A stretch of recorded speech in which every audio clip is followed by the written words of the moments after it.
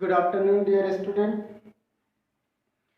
Last topic में study करा था हम लोगों ने केमिकल प्रॉपर्टी और केमिकल प्रॉपर्टीज में न्यूक्लियोफिलिक सब्स्टिट्यूशन रिएक्शंस हम लोगों ने देखा था। ये चीज़ हमने स्टडी को इसलिए ऐसे छोड़ दिया क्योंकि इसमें कुछ टॉपिक अभी बाकी उस वीडियो में नहीं आते, इसीलिए हमने कहा कि इसमें बता देंगे और समझने की कोशिश करेंगे। अगर कोई हमारे पास न्यूक्लियोफिलिक सब्स्टिट्यूशन रिएक्शंस को देखना है तो सबसे पहले ये समझना होगा कि अगर बेंजीन रिंग पे ऑलरेडी अगर ऑर्थो मेटा पैरा तीन पोजीशंस और होते, अगर हम हेलोजन एटम को छोड़ देते तो तीन पोजीशंस और है, ऑर्थो मेटा और पैरा पोजीशन। क्या यहाँ पे अगर कोई इलेक्ट्रॉन विड्रॉइंग ग्रुप अगर ऑलरेडी अटैच्ड है तो क्या वो रिएक्टिविटी को इंक्रीज करेगा या डिक्रीज करेगा? मैं आपको बता देता हूं, अगर ऑर्थो पैरा पोजीशंस पे अगर ऑलरेडी कोई इलेक्ट्रॉन विड्रॉइंग ग्रुप अटैच्ड है, इलेक्ट्रॉन विड्रॉइंग ग्रुप EWG जिसे शॉर्ट में लिखते हैं, इसका मतलब होता है इलेक्ट्रॉन, इसका मतलब होता है विड्रॉ, ओके, और इसका मतलब होता है ग्रुप, इलेक्ट्रॉन विड्रॉइंग ग्रुप। अगर ये ग्रुप विड्रॉइंग लिख देते, इसमें विड्रॉइंग ग्रुप अगर अटैच्ड है तो वो बेंजीन या न्यूक्लियोफिलिक सब्स्टिट्यूशन रिएक्शंस की जो रिएक्टिविटी है उसको इंक्रीज कर देता है, लेकिन ऑर्थो और पैरा पोजीशंस पे जब होता है तभी वो इंक्रीज या डिक्रीज करता है। इसको समझने के लिए हम क्या करेंगे, इसको समझने के लिए हम आपको तीन रिएक्शंस देंगे।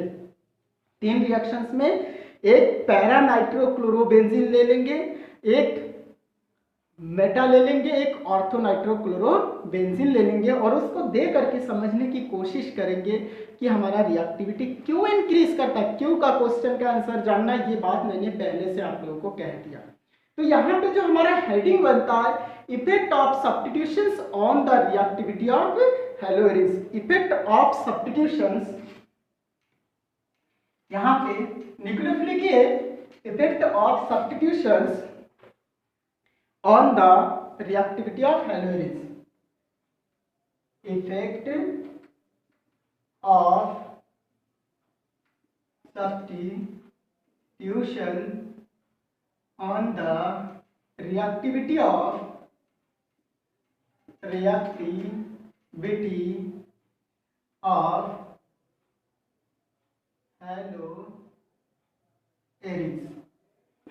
की रिएक्टिविटी, लेकिन effect of substitutions on the reactivity. Substitutions हमें देखना है कि अगर कोई ऑलरेडी सब्स्टिट्यूट अटैच्ड है और वो भी इलेक्ट्रॉन विड्रॉइंग सब्स्टिट्यूट अटैच्ड है, जैसे आपका नाइट्रो ग्रुप हो गया, एसिड ग्रुप हो गया, साइनाइड ग्रुप हो गया, ये सब इलेक्ट्रॉन विड्रॉइंग ग्रुप होते हैं। अगर ये ग्रुप ऑर्थो और पैरा पोजीशंस पे ऑलरेडी अटैच्ड है तो रिएक्टिविटी को इंक्रीज कर देगा। हमेशा ये बात याद रखनी है, ओके। अब आइए इसकी रिएक्टिविटी को जानने की कोशिश करते हैं। When para nitrochlorobenzene treated with sodium hydroxide, aqueous sodium hydroxide at 433 Kelvin temperature and in the dilute acid to form 4-nitrophenol, okay, 4-nitrophenol का फॉर्मेशन करता। देखिए तीन रिएक्शन देंगे, एक आपके पास ये कंडीशंस है, यहाँ पे क्लोरीन है और इस पोजीशन पे आपका NO2 ग्रुप है। 4-नाइट्रोक्लोरोबेंजीन, इसका नाम क्या हो जाएगा 4-नाइट्रोक्लोरोबेंजीन, और इसका रिएक्शन किसके साथ में कर रहे हैं, NaOH के साथ में। ये भी एक्वस होनी चाहिए और डाइल्यूट HCl ले लीजिए, सॉरी डाइल्यूट HCl ले लीजिए और 433 केल्विन टेम्परेचर को यहाँ पे ध्यान दीजिएगा। इसी टेम्परेचर को हमें ध्यान में रखना, फिर समझना इस चीज को। अगर ये कंडीशंस हम करते हैं यहाँ पे तो with the elimination of NaCl, ये जो आपके पास Cl है इससे हम इसको रिड्यूस कर देंगे और ये 4-नाइट्रोफिनॉल का फॉर्मेशन करेंगे, OH और फिर नाइट्रो ग्रुप आपका एज इट इज होगा, बाई प्रोडक्ट NaCl। इसी बात समझ में आ गई। अब ऑर्थो पोजीशंस पे लेकर के हम देखते हैं, इसी चीज को हम किस पे लेते हैं, ऑर्थो पोजीशंस पे। और यहाँ पे Cl और फिर यहाँ पे हमने लिया NO2। ये कंडीशंस हम देखते हैं, दो कंडीशंस लेंगे, देखिए नंबर हम बढ़ाते जाएंगे, ऑर्थो और पैरा दोनों पोजीशंस पे यहाँ पे लेंगे NO2 ग्रुप और समझाते हुए चलेंगे कि कैसे हमारा NO2। अब यहाँ पे जो हमारे पास टेम्परेचर चाहिए वो 368 केल्विन चाहिए और डाइल्यूट HCl चाहिए। दोनों जगह जो कंडीशन डाइल्यूट HCl है वो सेम है, लेकिन टेम्परेचर वेरी करे। यहाँ पे 368 केल्विन है, यहाँ पे 433 केल्विन है, यहाँ पे दो चीजें। और दूसरा कंडीशन ये चीज आपका जो प्रोडक्ट बन जाता है वो एज इट इज रहेगा OH और फिर NO2 और NO2 2,4 डाइनाइट्रोफिनॉल, 2,4 डाइनाइट्रोफिनॉल इस कंपाउंड का नाम हो जाएगा। बाई प्रोडक्ट फिर से आपके पास वही चीज निकलेंगे, सॉरी NaOH तो हमने लिया ही नहीं, NaOH NaCl आपका बाई प्रोडक्ट हो गया। क्लियर? एक चीज ऊपर हम मिटाना चाहेंगे और रिएक्शंस देना चाहेंगे कि कैसे, इतना तो हो गया। अगर इसी जगह पे दोनों ऑर्थो पोजीशंस पे ऑलरेडी नाइट्रोजन हमारा सब अटैच्ड होता है, ये पहला है, ये दूसरा है और ये आपका तीसरा है, दोनों ऑर्थो पोजीशंस पे और पैरा पोजीशंस पे NO2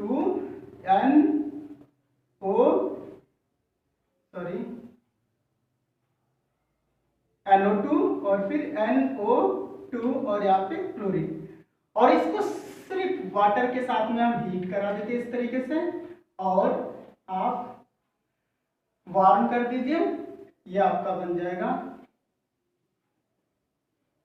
NO2 और फिर OH और फिर NO2 2,4 6 ट्राइनाइट्रोफिनॉल, 2 3 4 5 6 2 4 6 ट्राइनाइट्रोफिनॉल आपका मेजर कंपाउंड बन जाएगा। अब एक बात देखते हैं, ट्राइनाइट्रोफिनॉल तीनों कंडीशंस को ऑब्जर्व करिए। तो तीनों कंडीशंस को जब आप ऑब्जर्व करेंगे तो आप पाएंगे पहले वाले में टेम्परेचर फर्स्ट वाले में कुछ ज़्यादा लगा, 433 केल्विन टेम्परेचर, उसके बाद आपने NaOH के साथ में और सेम वही कंडीशंस, लेकिन टेम्परेचर कम लगने लगा क्योंकि ऑर्थो और पैरा दोनों जगह पे, यहाँ पे ऑर्थो दोनों पे अटैच्ड है, पैरा पे भी अटैच्ड है, और सिर्फ वाटर के साथ में इसको हीट कर दिया और आपका क्या बन गया, फिनॉल का फॉर्मेशन हो गया, बाई प्रोडक्ट आपका क्या बनेगा यहाँ पे HCl बन जाएगा। ठीक है, इतनी सी बात। तीनों को कंपेयर करते तो हम पाते हैं जो थर्ड वाला जो हमने लिखा ऊपर सबसे, उसमें हमें दिखाई दे रहा है इसमें तो सिर्फ और सिर्फ NaOH लेने की भी जरूरत है, सिर्फ वाटर के साथ में हीट किया और हमारा 2,4,6 ट्राइनाइट्रोफिनॉल का फॉर्मेशन है, हाइड्रोक्सी ग्रुप बहुत जल्दी क्लोरीन को सब्स्टिट्यूट कर दिया। इसका रीजन क्या है, इससे साफ साफ पता चलता है, as the number of substitute on the ortho and para positions is greater, the reactivity of nucleophilic substitution reactions is also greater. That means अगर number of electron withdrawing group ortho और para positions पे ज़्यादा होता चला जाता है, उसकी संख्या बढ़ती चली जाती है, तो डेफिनेटली उसकी रिएक्टिविटी भी बढ़ती चली जाती है। ठीक है, यहाँ पे ऑर्थो और पैरा की बात हमने किया लेकिन मेटा की बात नहीं किया। मेटा की बात क्यों नहीं किया, इस बात को समझने के लिए हमें रिजोनेंस स्ट्रक्चर्स बना करके चीज़ें देखना पड़ेगा, और रिजोनेंस स्ट्रक्चर जब बनाएंगे तभी चीज़ें समझ में आएंगे कि हाँ ये कैसे होता है, अदरवाइज ये चीज़ें नहीं आएंगे। क्लियर? आइए समझने की कोशिश करते हैं, वो रिजोनेंस स्ट्रक्चर्स को जानने की कोशिश करते। क्लियर? तो सबसे पहले अगर हमारे पास पैरा पोजीशन है या ऑर्थो पोजीशन पे हमारा इलेक्ट्रॉन विथड्रॉइंग ग्रुप है तो कैसे उसकी रिएक्टिविटी इंक्रीज कर जाता है, इस बात को समझने के लिए ये तीन रिजोनेंस स्ट्रक्चर जो हम बना रहे हैं इसको फोकस करिए, तभी चीजें समझ में आएंगे।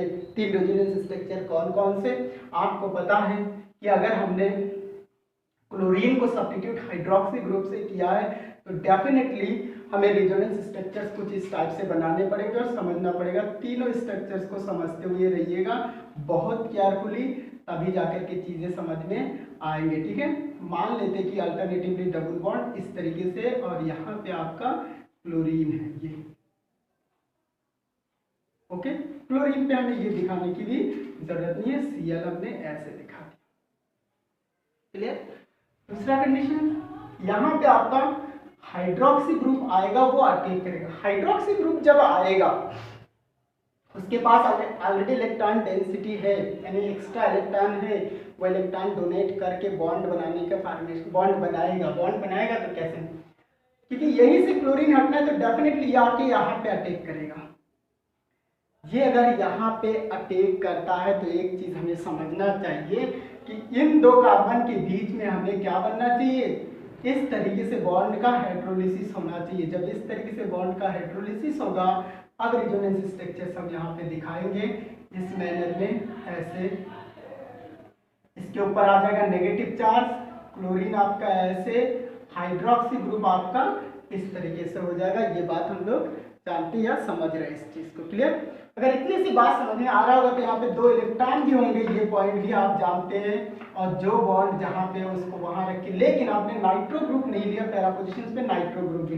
नाइट्रोजन के साथ में जो हमारा ऑक्सीजन होता है NO2 में, वो कुछ इस टाइप से बॉन्डेड होते हैं, ये कंडीशंस होता है इसका, हमेशा याद रखिए।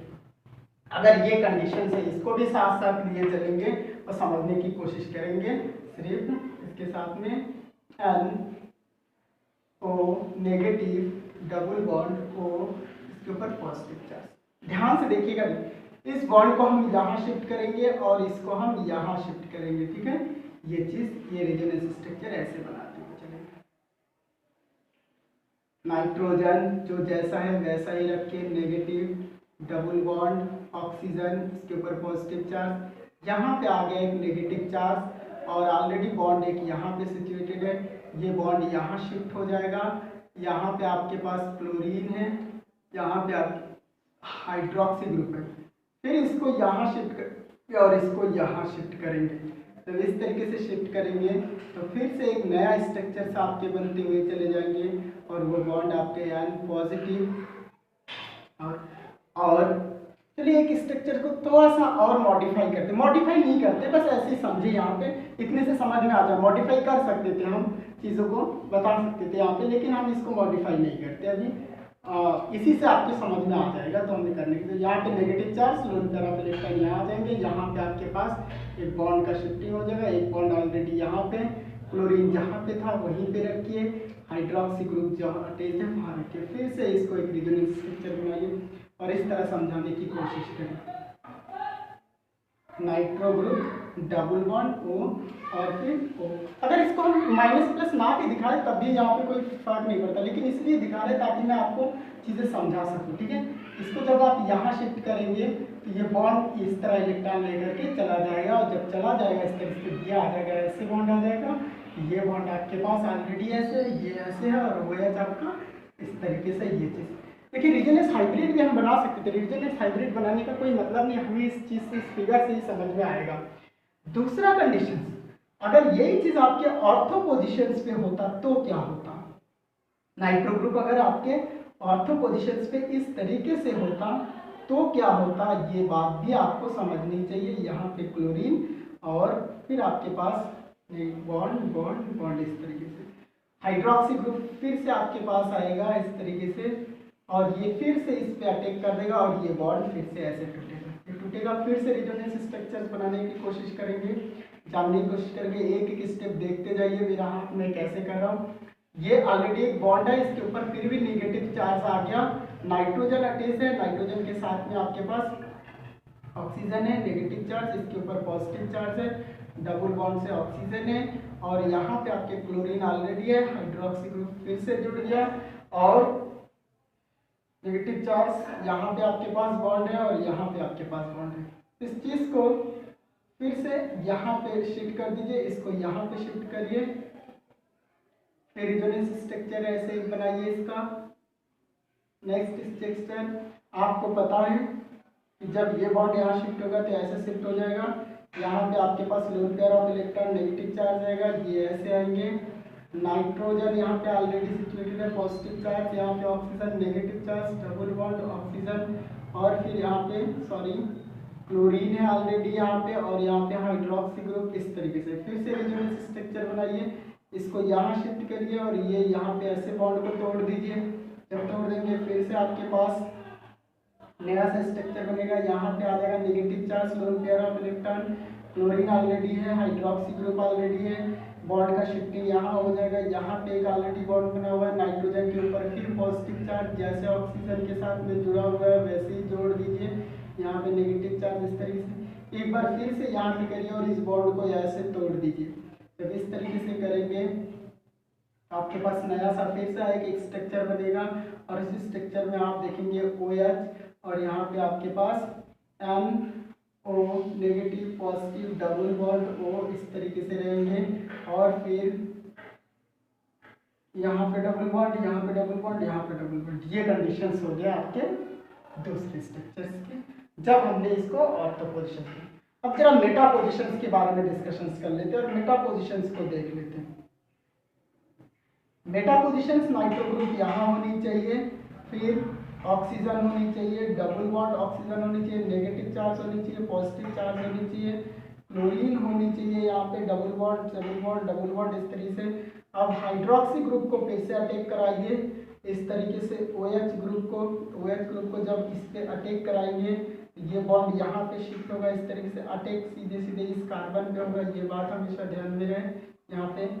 तो ये नया सा स्ट्रक्चर्स आपके पास इस तरह बनता हुआ चला है, कुछ कर नहीं रहे, सब इसी में है, आप देख रहे हैं इन चीज़ों को समझ पा रहे होंगे कि यहाँ पे आपके पास क्लोरीन हाइड्रोक्सी ग्रुप, क्लोरीन इस तरीके से आ जाएंगे, यहाँ पे लोन पेयर ऑफ इलेक्ट्रॉन आ जाएगा, नाइट्रोजन ऑलरेडी प्रेजेंट है, डबल बॉन्ड O इस तरीके से प्रेजेंट है, ऊपर नीचे हो जाए कोई बात नहीं। अगर आपको कंफ्यूज हो मैं मिटा दे रहा हूँ, यहाँ पे इसके ऊपर नेगेटिव चार्ज आ जाएंगे, इसके ऊपर पॉजिटिव चार्ज आ जाएंगे इस तरीके से, और ऑलरेडी यहाँ पे बॉन्ड शिफ्ट है, यहाँ पे बॉन्ड शिफ्ट है, इसको हम यहाँ शिफ्ट करते हैं और इसको हम यहाँ पे तोड़ देते हैं। तो आपने देखा एक नया सा स्ट्रक्चर बन गया इस तरीके से, यहाँ पे लोन पेयर ऑफ इलेक्ट्रॉन आ गया, नाइट्रोजन यहाँ पे है, single bond positive, double bond oxygen, chlorine, OH इस तरीके से आ गया, बॉन्ड आपके पास यहाँ पे ऑलरेडी है और एक यहाँ पे शिफ्ट हो गया। अब इसको हम यहाँ शिफ्ट करते हैं और इसको यहाँ पे तोड़ देते हैं, जैसे ही तोड़ देंगे तो नया सा स्ट्रक्चर आपके पास बन जाएंगे कुछ इस फॉर्म में। नेगेटिव चार्ज यहाँ पे लोन पेयर ऑफ इलेक्ट्रॉन यहाँ पे आ जाएंगे, नेगेटिव चार्ज आ जाएंगे, क्लोरीन आ जाएंगे, OH ग्रुप हाइड्रोक्सी ग्रुप यहाँ पे आ जाएंगे और बॉन्ड का शिफ्टिंग ऐसे हो जाएगा। नाइट्रोजन यहाँ पे ऑलरेडी डबल बॉन्ड इस तरीके से दिखाइए, नेगेटिव पॉजिटिव और डबल बॉन्ड आपके पास, ऑक्सीजन इस तरह से, फिर एक रेजोनेंस स्ट्रक्चर बनाइए, इसको आप यहाँ शिफ्ट करिए और इसको यहाँ तोड़ दीजिए इस तरीके से, तो क्लोरीन इस तरीके से बाहर हो जाएगा आपके पास, यहाँ पे आएगा OH ग्रुप आ जाएगा, बॉन्ड का शिफ्टिंग यहाँ हो जाएगा, यहाँ हो जाएगा, यहाँ हो जाएगा और फिर नाइट्रोजन ग्रुप आपके पास पॉजिटिव और फिर यहाँ पे नेगेटिव और फिर डबल बॉन्ड वो इस तरीके से। अब जरा तीनों स्ट्रक्चर्स को देखने की कोशिश करिए। तीनों स्ट्रक्चर को जब देखते हैं तो यहाँ पे ऑर्थो पोजिशंस और यहाँ पैरा पोजिशन जहाँ पे हमारा नेगेटिव चार्ज होता है, ये नेगेटिव चार्ज यानी 2 इलेक्ट्रॉन जब आता है तो ये फिर इस नाइट्रो ग्रुप के साथ में यहाँ रेजोनेंस स्ट्रक्चर्स बना करके स्टेबिलिटी इसकी बढ़ जाती है। ओके, जब ये रेजोनेंस स्ट्रक्चर ये नेगेटिव चार्ज जब इसके साथ में आपका रेजोनेंस स्ट्रक्चर्स बनाता है तो एक बार फिर से आपका क्या होता है कि इसकी स्टेबिलिटी बढ़ जाती है जब ये पैरा कंडीशन में होता है और जब ये आपके ऑर्थो कंडीशन में होता है। ऑर्थो कंडीशंस में भी आप देखिए कि इसका ये फर्स्ट और इसका यहाँ पे सेकंड में ऑर्थो और पैरा कहीं भी मेटा पोजीशंस पे आपके नेगेटिव चार्ज नहीं है, एक कंडीशन ये।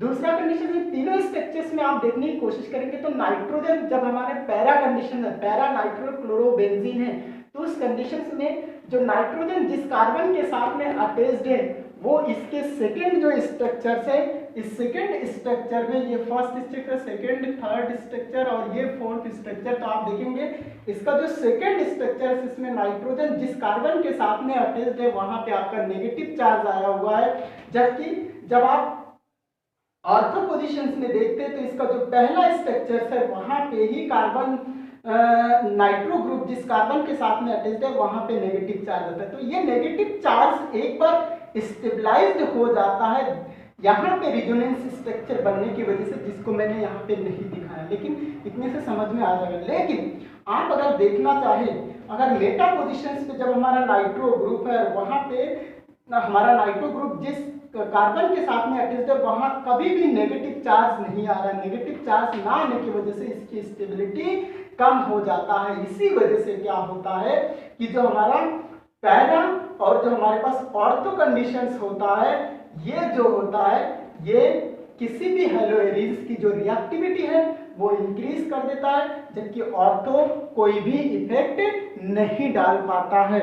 और दूसरी कंडीशंस में एक चीज और मैं आपको बता दूं कि इलेक्ट्रोफिलिक सब्स्टिट्यूशन रिएक्शंस की जब हम बात करते हैं, तो अगर क्लोरीन ऑलरेडी हमारे बेंजीन रिंग पे अटैच्ड है, तो दूसरा क्लोरीन आने के लिए उसको बहुत स्ट्रगल करना पड़ता है, ऐसा हम समझ लेते हैं। क्योंकि क्लोरीन अगर हमारा ऑर्थो और पैरा पोजीशंस पे अटैच्ड होता है तो वो बेंजीन रिंग को डीएक्टिवेट करता है, जबकि इसी जगह पे नाइट्रो ग्रुप या कार्बोक्सिलिक ग्रुप, NO2 ग्रुप की बात करें या COOH की बात करें या साइनाइड ग्रुप की बात करें, तो ये जो ग्रुप हमारा होता है ये बेंजीन रिंग को एक्टिवेट करता है। एक बार मैं फिर से आपको बता दूं, para conditions and ortho conditions. In ortho और पैरा कंडीशंस में हमारा नाइट्रो ग्रुप जिस कार्बन के साथ में बेंजीन रिंग पे अटैच्ड है, पहले वाले में आप देखेंगे सेकेंड जो स्ट्रक्चर है वहां पे उस कार्बन के ऊपर नेगेटिव चार्ज आया हुआ है, जबकि ऑर्थो कंडीशन में पहले ही स्ट्रक्चर में हमारा नाइट्रो ग्रुप जिस कार्बन के साथ में अटैच्ड है वहां पे नेगेटिव चार्ज आया हुआ है। तो ये इसके साथ में रिजोनेंस स्ट्रक्चर बना के एक बार स्टेबलिस्ट होता है, जिसके वजह से ये क्या करता है, बेंजीन रिंग को एक्टिवेट कर देता है। लेकिन यही कंडीशंस आप देखिए, जब आपने मेटा पोजीशंस पे रखा तो नाइट्रो ग्रुप हमारा जिस कार्बन के साथ में अटैच्ड है बेंजीन रिंग पे, वहां पे कोई नेगेटिव चार्ज नहीं बन रहा है। इसी वजह से ये स्टेबिलिटी को इंक्रीज नहीं कर सकता, जिसके वजह से ये न्यूक्लियोफिलिक सब्स्टिट्यूशन रिएक्शन को इंक्रीज नहीं कर सकता, यानी केमिकल रिएक्टिविटी को बढ़ा नहीं सकता है। इसीलिए ना ही ये डीएक्टिवेट करता है ना ही एक्टिवेट करता है। इसलिए मेटा पोजीशंस पे जब हमारा नाइट्रो ग्रुप या कोई इलेक्ट्रॉन विथड्रॉइंग ग्रुप अटैच्ड होता है तो उससे कोई फर्क नहीं पड़ता है कि इनकमिंग ग्रुप की रिएक्टिविटी बढ़ जाएगा या घट जाएगा। लेकिन अगर ऑर्थो और पैरा पोजीशंस पे होता है तो इलेक्ट्रॉन विथड्रॉइंग ग्रुप अगर अटैच्ड होता है तो उसकी जो रिएक्टिविटी होती है न्यूक्लियोफिलिक सब्स्टिट्यूशन रिएक्शंस की, वो बढ़ जाती है। ये चीज हमेशा याद रखिएगा। इस तरीके से तीनों स्ट्रक्चर्स को आप वीडियो को रोक करके एक एक फिगर बहुत अच्छे से समझ सकते हो। ओके, जहां जहां हमारा नेगेटिव चार्जेस के ऊपर 2 इलेक्ट्रॉन है, अगर वीडियो में साफ ना दिखाए तो वो बात आप लोग हमेशा जानते हैं कि बॉन्ड हमारा किस मैनर में कैसे, बहुत अच्छे से इसको बनाने की कोशिश करेगा। एक बार बनाएंगे चीजें समझ में आ जाएगा। आई थिंक इस रिएक्शंस में किसी को कोई दिक्कत, अगर इतनी सी बात आपको समझ में आ गया, इलेक्ट्रॉन विथड्रॉइंग ग्रुप और इलेक्ट्रॉन डोनेटिंग ग्रुप और विथड्रॉइंग ग्रुप, दो ग्रुप अगर आपके समझ में आ गया तो किसी भी कंपाउंड को आप कंपेयर कर सकते हो, समझ सकते हैं कि उसकी रिएक्टिविटी बढ़ेगी या घटेगी, कब घटेगी कब बढ़ेगी। ये चीज कुल मिलाकर के जब हमने नाइट्रो हेलोएरिन्स का जब हमने ट्रीटमेंट किया तो पाया कि पैरा और ऑर्थो पोजीशंस पे अगर नाइट्रो ग्रुप हमारा होता है तो उसकी रिएक्टिविटी बढ़ जाती है। क्यों होती है, उस रिजोनेंस स्ट्रक्चर्स के माध्यम से हम जान सकते हैं। क्लियर? आई थिंक आपको ये चीज़ समझ, अगर ये चीज़ समझ में आ रहा होगा तो नेक्स्ट टॉपिक में जो हम स्टडी करेंगे वो हम क्या करेंगे, इलेक्ट्रोफिलिक सब्स्टिट्यूशन रिएक्शंस के बारे में डिस्कशन करेंगे। आई होप आप लोगों को समझ में आ रहा होगा। Okay, thank you.